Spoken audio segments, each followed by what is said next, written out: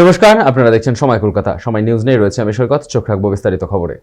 মধ্যপ্রাচ্যে চলা যুদ্ধের আবহে দাম বেড়েছে রান্নার গ্যাসের। এই ঘটনাকে কাজে লাগিয়ে দেদার কালোবাজারি চলছে। এদিন বনগাঁ পুলিশ ও এনফোর্সমেন্ট ব্রাঞ্চের যৌথ অভিযান চালিয়ে বেআইনি গ্যাসের ব্যবসায়ীকে গ্রেপ্তার করেছে তারা। ওই ব্যক্তির নাম বিশু শেখ। তার কাছ থেকে মোট 17টি ফাঁকা সিলিন্ডার এবং একটি ভর্তি সিলিন্ডার উদ্ধার করেছে পুলিশ। বিশু শেখের জিজ্ঞাসাবাদ করে জানা যায়, দীর্ঘ দিন ধরে এই অবৈধভাবে অটোতে গ্যাস ভরার কাজ করতেন তিনি। শুধু তাই নয়, এই আবহে তিনি এই গ্যাস সিলিন্ডারগুলিকে অত্যাধিক চড়া দামে বিক্রি করছিলেন। ধৃতকে এদিন বনগাঁ মহকুমা আদালতে পাঠিয়েছে গোপালনগর থানার পুলিশ।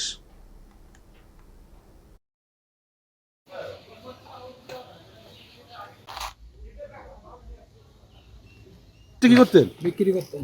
হ্যাঁ, আপনি কি গ্যাসের ব্যবসা করতেন? গ্যাস নিয়ে না, পাড়ার থেকে দুটো একটা মাল নিয়ে ব্যবসা করতাম। কি ব্যবসা করতেন? ওর কাজটা খুলে নেবে।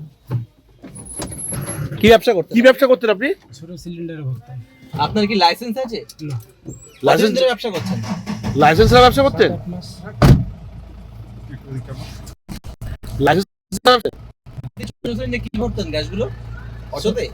ছোট সিলিন্ডার।